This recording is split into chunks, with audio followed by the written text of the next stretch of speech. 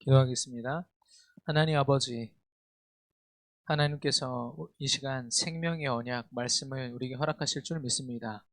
이 언약을 위하여 이 자리에 우리가 모였사오니 언약을 확립하며 우리 안에 각인시키는 시간 되게 하시고, 또 우리가 흩어져서도 생명의 언약을 붙잡고 하나님이 보이시는 생명의 역사를 증거하며 체험하는 전도자로 이 시간 서게 하여 주시옵소서. 예수 그리스도 이름으로 기도드렸습니다. 아멘. 우리 인사하겠습니다. 오직 하나님의 뜻대로 삽시다. 우리 표어입니다. 우리 대학 청년부가 어떤 삶을 살든 어떤 곳에서 무엇을 하든 진짜 하나님의 뜻을 위해서만 쓰임받는 저와 여러분 되기를 축원합니다. 제가요 중고등부 메시지도 했거든요. 근데 정신이 나갔던 것 같아요. 막 하다 보니까 57분을 했더라고요, 메시지를. 렘넌트들이 그래도 잘 버텨줘서 참 감사했는데, 저도 모르게 우리 렘넌트들한테 하고 싶은 말들이 막 생겨나는 거죠. 제 정신 똑바로 차리고, 여러분에게 꼭 필요한 말씀만 전달할 수 있도록 여러분 기도해 주시기를 바랍니다. 어, 오늘 우리가 살아야 하는 이유, 많은 사람들이 자신이 살아야 될 이유, 하루하루 그 이유가 없어서 방황하는 사람도 있고요.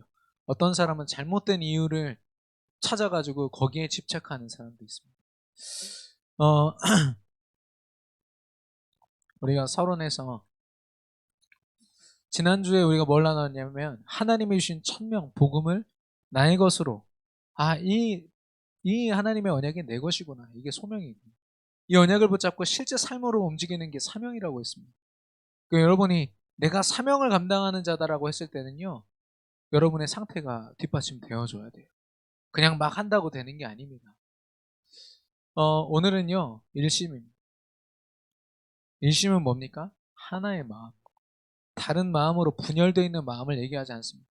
오직 복음에만 집중되어 있는 그 상태를 이야기하는 거죠. 오직 그리스도 외에 다른 마음을 갖지 않는 겁니다. 예. 오직 복음을 이야기하면서도 수많은 다른 방법들이 그 뒤에 있다면 그건 일심이 아니죠. 미안하지만. 양다리 걸치고 문어다리. 하나님 진짜 그거 싫어하시. 일심되기를 원하시거든요. 예수가 그리스도라는 언약으로. 그래서 여러 마음을 갖지 않는 겁니다. 그럴 때요, 참된 전심의 삶을 살 수 있어요. 내 마음을 하나님께 다 드릴 수 있는 거예요. 아니, 분열되어 있는 마음으로 어떻게 하나님을 온전히 섬깁니까? 언제든지 다른 마음을 품을 수 있는 그 사람이 어떻게 하나님 앞에 하나님 내가 나왔습니다. 어떻게 고백하겠어요? 그때요, 여러 가지 의미가 있지만, 지소,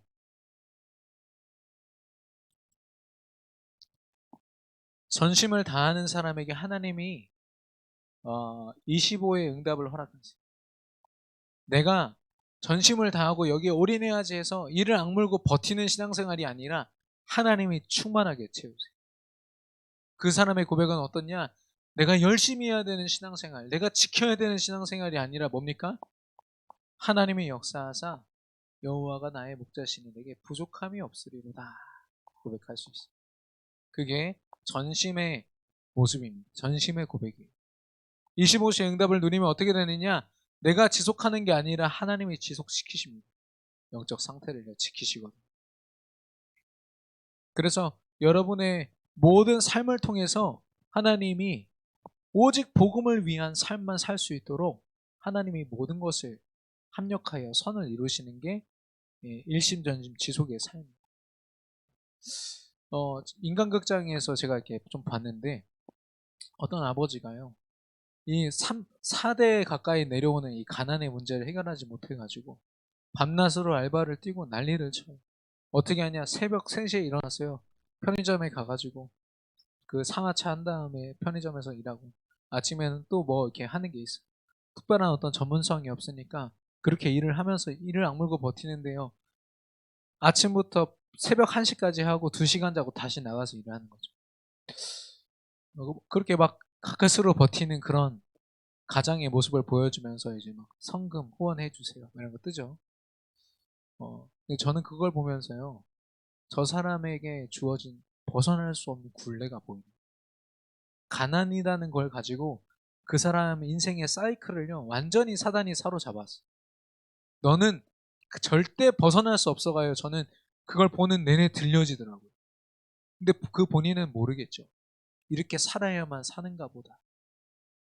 일심전식 지속하고 살아야 할 이유를 하나님 앞에서 분명히 발견한 사람은요, 내가 살기 위해서 사는 사람이 아니에요. 살리기 위해서 사는 사람이 돼요. 살아나는 그 현장에 서 있는 사람이 돼요. 우리 대학 청년들이요, 많이 생각을 해봐야겠는데, 올인하는 거죠. 이 마음이 맞다면, 예수가 그리스도라는 언약이 맞다면 여기에 올인하는 겁니다. 내 시간, 내 감정, 내 생각 다 올인해가지고 내 공부, 내 직업, 내가 만나는 모든 사람들 다 이걸로 연결시켜서요 그 응답으로 찾아내는 사람. 하나님이 어떻게 쓰십니까? 올 아웃. 내가 전심을 다한다고 전심이 아니에요. 하나님이 전심을 다할 수 있도록 환경과 모든 것들을 허락하십니다. 진짜 그 루터라는 사람이 이게 무슨 면죄부를 막 사야 내 죄가 해결되는 게 아니구나. 지금 기독교인들이 다 타락했구나. 저 성직자들이 다 타락해서 하나님을 대적하는구나를 깨달았을 때 고백한 게 뭐냐? 오직 의인은 믿음으로만 살 수 있다를 고백했어요. 이 시대적인 고백을 했거든요. 전심으로. 목숨 걸고. 그때 하나님이요. 인쇄술이라는 그 시대의 그 발명품을 통해서 성경을 찍어내게 해주셨어요. 그리고 루터의 그 장점이 뭐냐? 번역이었거든요. 번역. 성경을 여러 나라 말로 번역해가지고 막 뿌리기 시작한 거예요. 그게 종교 개혁을 완성시키는 중요한 도구가 됐거든요. 그 시대의 기술이요. 지금 이 시대 기술은요. 흑암을 위해서 쓰여지고 있어요. 흑암을 위해서 저 사단의 서밋들을 배치하는 일에만 쓰여지고 있다니까요. 네. 루터 시대 때 그 믿음을 고백한 루터에게 하나님이 그 시대의 기술을요. 그에게 맡기셨어요. 그리고 그 깨지지 않는, 절대 깨어질 수 없는 각인뿌리 체질을 가지고 이상한 예배를 드렸던 그 사람들 말고 정말 깨끗하게 하나님을 바라볼 수 있는 귀족들을요, 하나님이 루터에게 붙이셨다. 왜냐? 루터가 그 믿음 고백했기 때문에. 이거. 믿음이 아니고서는 아무 소용없다. 저와 여러분이요, 오직 복음에 결론 내리고, 그게 우리의 삶을 조금만 전심으로 드릴 때요, 하나님이요 전심할 수 있는 환경을 허락하시고 지속할 수 있는 환경을 허락하사 세계복음화에 결국 사용하실 줄로 믿습니다. 그래서 하나님이 보길 원하는 응답은요, change, all change. 변할 수 없는 현장들을 우리를 통해서 변하게 하시죠. 변질은 쉽습니다. 근데요, 변화는 어려워요. 오직 복음 안에서 회복되어지는 변화. 네. 그 동성애자들이 그러잖아요. 시대적인 변화가 일어난다. 우리 동성애자들을 이제 지지하는 법안들이 일어나기 시작했고 동성혼이 합법화됐다. 우리는 이제 내 멋대로 살 수 있어. 글쎄요. 그 사람들이 가진 영적 문제를 이제는 들어볼 기회조차 상실되는 시대가 된 거예요. 자신들이 지금 변질되고 있다는 것을 전혀 모르고 있는 거죠. 그 사람들이 잘못된 게 아니라 그 배후에 있는 사단이 꺾이고 그 사람들 안에 잘못 각인된 상처와 불신앙이 꺾여져야 되는데 그걸 아예 시도조차 할 수 없게 만든 거예요. 싱가포르 보십시오. 얼마나 이 법이나 질서 체계가 잘 돼 있습니까? 근데요, 그 법 체계 때문에 한 사람이 너무 중요해서 예수님 좀 믿어보세요 라고 말을 할 수가 없습니다. 예수님은 이런 분입니다. 소개는 하고요. 조금만 예수님 좀 믿어보시겠어 하면은 강요죄가 돼가지고 감옥 가거나 벌금 물어요. 그게 선진국입니까? 세상이 보는 방향이에요. 한 사람의 인권을 두고 가는 방향이라니까요. 발전하는 방향. 우리나라도 아마 곧 그렇게 되지 않을까. 이런 생각이 좀 듭니다만은 어쨌든 저와 여러분은요. 이걸 위해서 영적인 스케줄. 이거를 놓치지 말아야겠습니다. 눈에 보이는 활동 같지만 눈에 보이지 않는 하나님을 의지하고 하나님을 바라보는 시간입니다. 한 주간 일심전심 지속으로 승리하는 저와 여러분 되길 바라고, 내가 무엇에 일심하고 어떻게 전심하고 지속할 것인가를 성경 말씀을 근거로 이번 주 한 주간 묵상해 보세요. 다니엘, 요셉 이런 사람들이 어떻게 일심되고 전심하고 지속했는지 한번 확인해 보시길 바랍니다. 중요한 응답이 될 줄 믿고요. 본론에서 우리는요, 전도자입니다.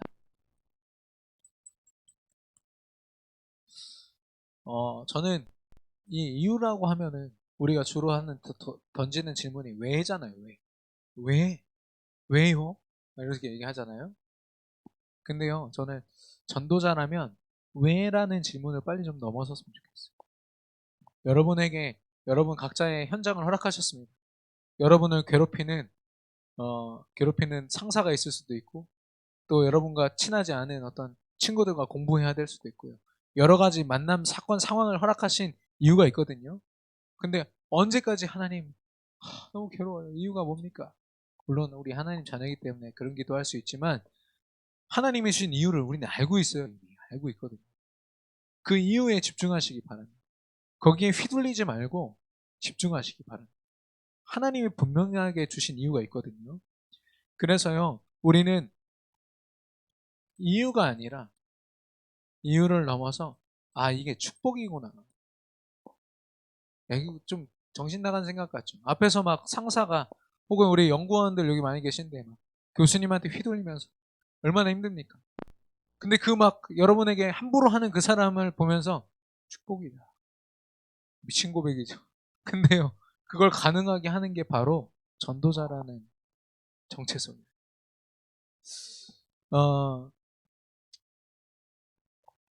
먼저 구원의 축복입니다.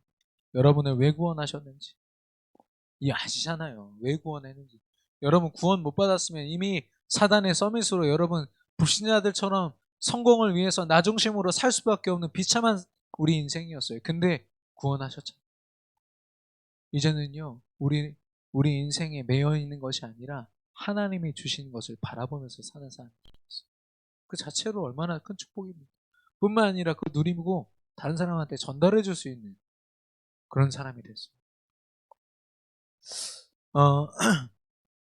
사도행전 13장 엘루마라는 그 무당이요, 백부장, 그 지도자, 그 마을의 지도자를 완전히 사로잡아가지고 법이나 질서나 모든 걸 다 자기들 멋대로 이렇게 해석하고 있어요. 뒤에서 조종하는 거죠.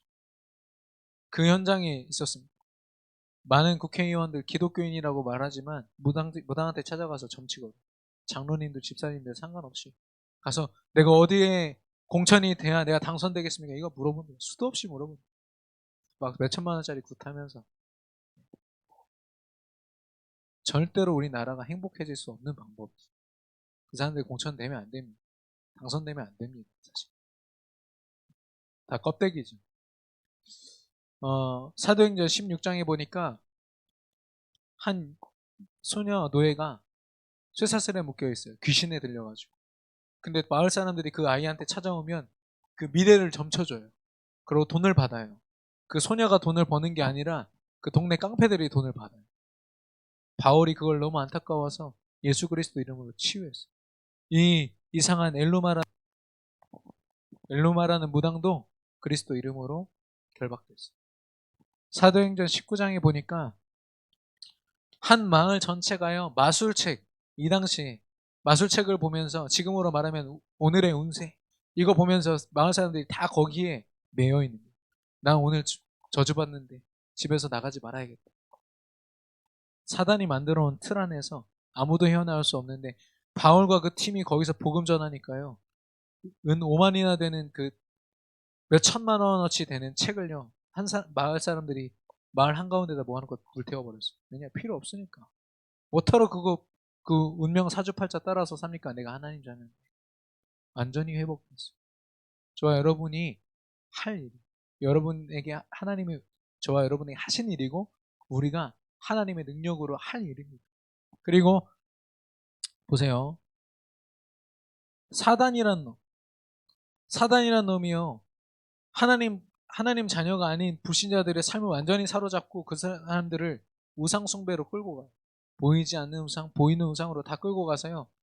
정신 문제로 완전히 무너지고 중독되어서 아무것도 할 수 없게 육신적으로 그 삶에 매여가지고 그 완전 아까 말씀드렸던 가난을 벗어나는 그 사람의 시스템처럼 완전히 육신적으로 거기서 벗어날 수 없다고 말해요. 그게 저주죠.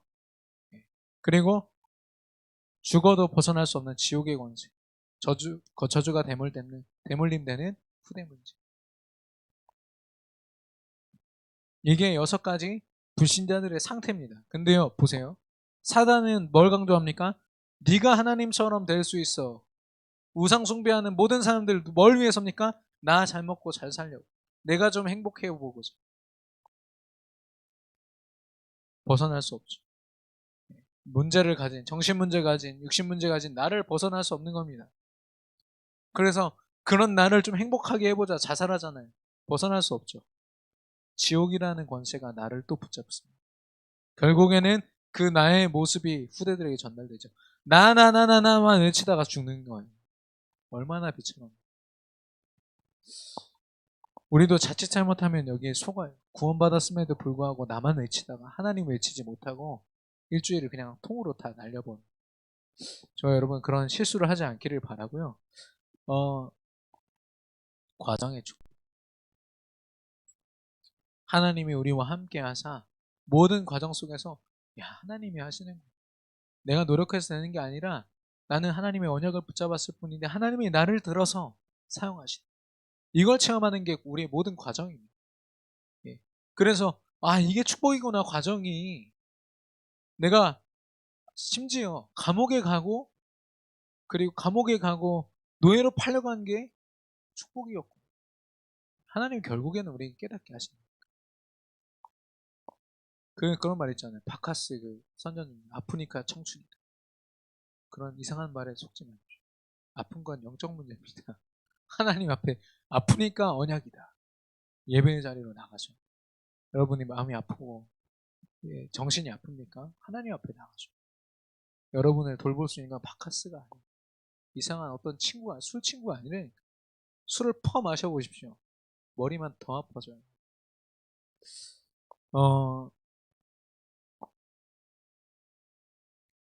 세계 복음화.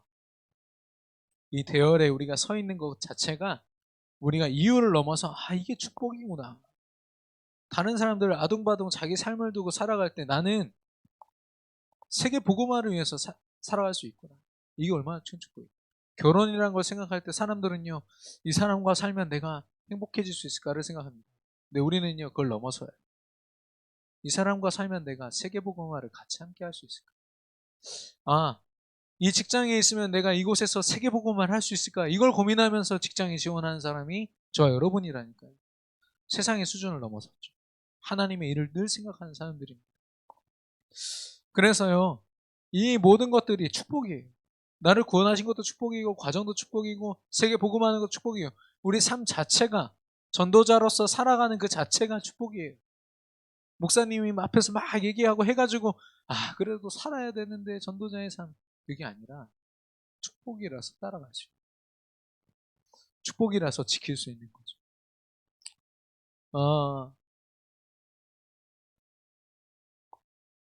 그래서, 아까, 우리 회장님이 찬양 인도하다가 그런 얘기를 했어요. 되게 중요한 멘트를 했어요. 근데 이제 멘트에 되게 마음에 안 드는 단어 하나가 어쩌면이었어요. 어쩌면. 축복을 얘기하면서 어쩌면 그게 축복일지도 모릅니다. 이런 막 의문점을 막 던져놓고 막 내려갔어요. 근데 제가 볼 땐 그게 응답이거든요. 왜냐? 여러분 해보셨잖아요. 여러분 현장에서 말씀 보고 기도하고 공예배 참여하는 거 쉽습니까? 안 쉬워요. 절대 쉽지 않습니다. 근데 그거 했다잖아요. 그 자체가 축복이에요. 엄청난 능력이거든요. 하나님이 지키시지 않고 하나님이 시스템으로 만들지 않으시면 전심할 수 없어요. 그렇게. 이미 그 축복에 있습니다. 어쩌면이라는 단어는 좀 뺐으면 좋겠습니다. 아멘. 예. 하나님이 그렇게 하셨답니다. 여러분도 그 응답을 받으셔야 돼요. 근데요, 우리가 좀 착각하지 말아야 될 게 특별한 응답은요. 여러분 특별한 치유 받아보셨습니까? 보기 드문 치유. 투석 받아보셨습니까? 투석 받은 사람이 피가 깨끗해졌다고 뭐 자랑하고 다니는 거 봤습니까? 물론 여기 투석하는 성도님 계시니까 좀 조심스러운데, 특별한 치유를 받는 사람들은 미안해 병든 사람이에요. 여러분요 특별한 은혜 받아보겠다고 훈련 받고 뭐 하잖아요. 아니요. 이 축복이요 여러분의 삶 속에요 굉장히 평범하게 삶이 되어야 돼요. 여러분의 삶 자체로 누려져야 돼요.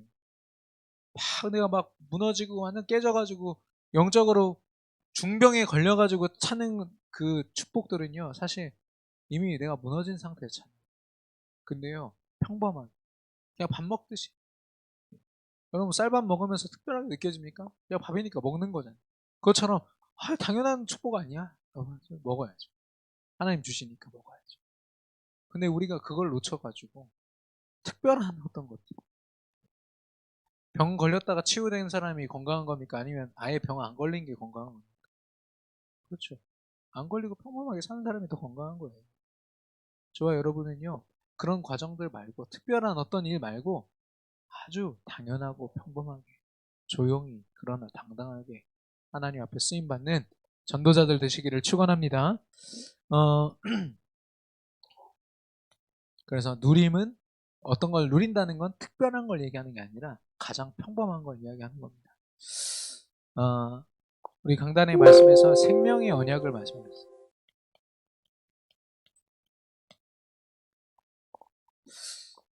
생명의 언약은요 비밀입니다. 언약 속에 생명이 있는 것이고 이 생명의 비밀이 언약 속에 있다. 왜냐하면 성경을 똑같이 보면서도요 이 비밀을 모르는 사람들은요 성경 외우고 성경에 있는 말씀 그대로 살려고 노력하거든요. 여기에 있는 핵심 내용을 보셔야죠. 여러분한테 어떤 친구가 온갖 미사 여구를 써가지고 돈 빌려달라고 편지 썼는데 돈 빌려달라는 건 안 읽고 계속 미사 여구 보면서 아 얘가 나를 이렇게 좋아하는구나 이러고 말면 그 친구의 의도를 전혀 헤아리지 못하는 거예요. 하나님이 예수 그리스도를 설명하려고 수많은 사건을 주셨는데 예수 그리스도만 놓쳐. 그러면 아무 소용없는 거예요. 성경을 100번, 1000번 읽고 외워도. 그런데 저와 여러분은 그런 수고를 하지 않았는데 하나님이신 믿음으로 믿게 됐잖아요. 비밀을 깨달은 자, 생명의 언약을 가진 자, 저와 여러분인 줄로 믿습니다. 그래서 언약을 갖는다는 건요, 원래대로의 모습이에요. 우리가 전도자로서 도전하고 또 회복한다고 얘기하지만 미안하지만 우리가 다 빼앗겼던 거 회복하는 거예요. 없던 걸 지어내는 게 아닙니다. 하나님이 처음 인간 창조하실 때 하나님 형상대로 만드시고 정복하도록 만드셨거든요. 원래 우리가 가지고 있던 축복인데 다 뺏겼어요. 사단한테. 무엇을 회복합니까? 주인.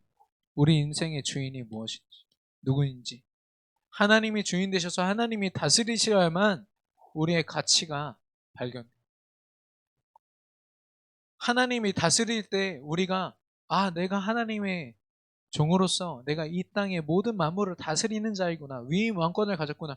그렇게 살아가야 되는데 그걸 놓치니까 어떻게 됩니까? 뭔가 그냥 바람, 땅, 불 다 신이 돼가지고 섬기는 거예요. 그 로마 그리스 신화 그거 사람 그거 이렇게 토속 이렇게 그 민족들이요. 물론 이렇게 미개한 민족들이 신을 만들어내고 이런 사람들이 있지만 그렇게 체계적으로 그리스 신화나 이런 것처럼 만들 수 없어요. 누가 만들었어요? 그 시대 최고 엘리트들이 그 신 다 만들어낸 거예요. 왜냐? 자기들이 컨트롤 할 수 없는 것들이 있어요. 태양신, 바람신, 바다, 포세이돈. 자기들이 컨트롤 못하고 자기들 한계가 느껴지는 모든 것이 다 신이야. 이제는 그 대만에 가면은 불교가 이제 그 나라의 국교잖아요. 그냥 보이는 게 다 신이에요. 보이는 코딱지가 다 신. 인간이요. 다스리고도 남을 존재가요. 이제는 섬겨요. 다 섬겨요. 요만한 벌레도요. 막 못 밟아, 못 밟아. 네. 밟아 죽이란 말이 아니라 그거에 벌벌 떨면서 사는 존재가 아니라니까요. 우리는요. 우리의 가치. 인권위원회에서 너는 인권이 있어. 내가 지켜줄게. 법을 제정해줄게. 동성애자들 다 망쳤어. 진짜 자신의 가치 다 잃어버렸어. 하나님이 왜 자기에게 남자라는 여자라는 성별을 주셨는지 한 번도 들어보지도 못한 채로 법으로 그 사람이 남자다 여자다 얘기해주지 않아요. 그게 무슨 소용이 있습니까? 정신병자한테 너는 정신병자니까 내가 인정해줄게. 너한테 누가 뭐라고 하면 내한테 와.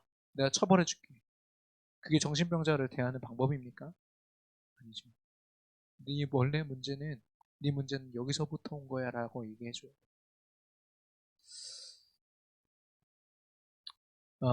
제가 왜 이렇게 흥분하는지 모르겠습니다. 예. 이 생명의 언약으로 말미암아 하나님이 주시고자 하는 건 생명이에요.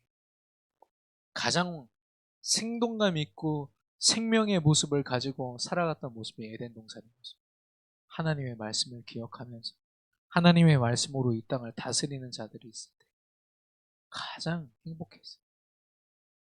근데요, 그걸 놓쳤던 거죠. 근데 생명의 언약으로 그리스도로 말미암아 하나님이 다 회복시키시고 이 생명 안에는요, 여러분 내가 살아 있어야 사랑할 수 있고 내가 살아 있어야 내가 뭔가 의미 있는 일들을 하지. 내가 지금 죽어가고 있는데 혹은 죽어 있는데 뭘 할 수 있어요?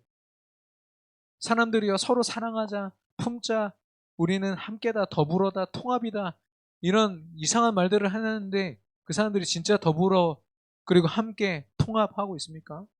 미래를 바라보고 있습니까? 자기들 기득권에 완전히 매여서 아무것도 못하는 사람들이잖아요. 거기에 우리가 우리 나라와 우리 인생의 미래를 걸 수 있습니까? 하나님께 걸어야죠.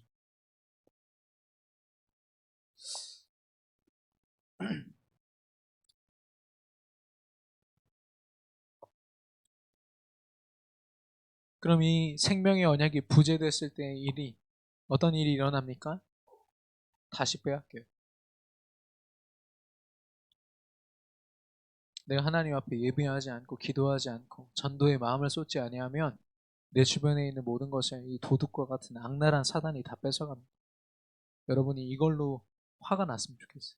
나한테 뭐라고 하는 직장 상사, 그 사람한테 화내고 그 사람도 꼭 분내기 이전에 내 삶 속에서 너무나도 많은 걸 뺏어간 이 사단을 두고 한번 얘기했었죠. 어떤 한 70대 할아버지였는데 공원에서 복음 전했더니 예수님 믿으셨어요. 복음을 찬찬히 듣더만 이분이 갑자기 땅을 주먹을 팍 때리는 거예요. 그래서 이분이 다른 영에 씌었다. 도망가야 될 수도 있다. 이런 생각을 하고 이렇게 딱 이렇게 했었는데 그분이 울면서 할아버지가 방금 전에 게이트볼 치고 계셨거든요. 근데 갑자기 울면서 뭐라는 거예요. 내가 40년 동안 집사로 살았어. 장로 해보겠다고 열심히 살았는데 알고 보니까 사단이 다 뺏어갔네. 그러면서 쌍욕을 하시더라고요. 사단한테. 네, 그렇습니다. 잘못된 믿음, 잘못된 삶은요. 언약을 따라가지 않는 삶은 그럴듯해 보여도 다 빼앗기는 삶. 여러분 삼원을 안 한다는 건요. 미안하지만 끔찍한 이야기입니다. 왜냐면 사단에게 내 생각을 맡긴 채 살아갔다는 미안하지만 좀 우리 대학 청년들은 더 객관적으로 더 현장에 파고들어서 쓰임 받아야 되는 사람들이기 때문에 더 적나라하게 하나님이 보여주시는 것 같습니다. 절대 빼앗기지 않는 생명의 언약을 붙잡고 모든 회복을 체험하는 저와 여러분이 되기를 축원합니다. 결론입니다. 우리가 뭐 여러 가지 말들이 있습니다. 뭐 우선순위를 지켜라 뭐 이야기가 있지만 앞세우십시오.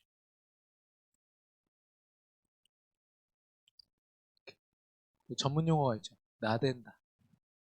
우리가 나댈 필요가 없어요. 하나님이 앞장서시면 끝입니다.